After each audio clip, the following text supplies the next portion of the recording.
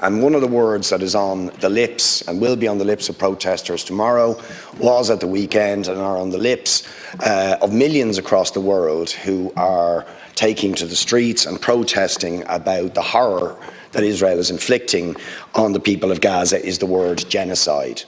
And I want to remind you, because this hasn't come up in the discussion, that the Irish government has obligations under the Genocide Convention, along with 140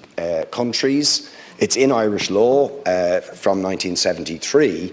and that convention requires states to do absolutely everything within their power to prevent a genocide taking place. And the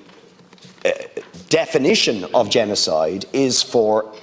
any of the following acts to be committed with the intent to destroy in whole or in part a national, ethnical, racial or religious group, such as killing members of the group, causing serious bodily harm or mental harm to members of the group, deliberately inflicting on the group conditions of life calculated to bring about its physical destruction in whole or in part, forcibly transferring the children of the group to another group, and so on.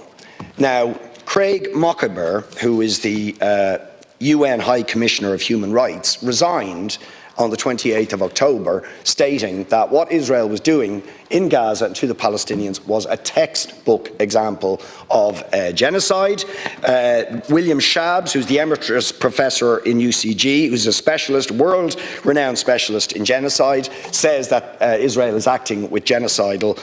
intent. And when you look at what's happening, 13,000 dead, 33,000 injured, 275,000 homes destroyed, 1.7 million displaced, and a government who, for example, the Deputy Speaker of the Israeli Parliament last week said about Israel's actions, "We are being too humane, we must burn Gaza."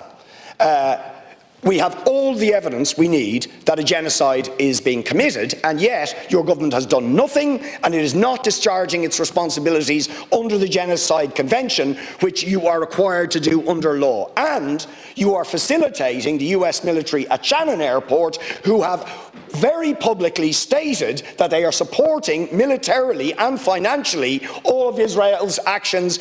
in Gaza. So I ask you, when are you going to act, which you were required to do under the Genocide Convention, everything in your power to stop the genocide that has been committed and to stop facilitating US troops at Shannon who are militarily, financially and politically supporting the Israeli genocidal actions in Gaza?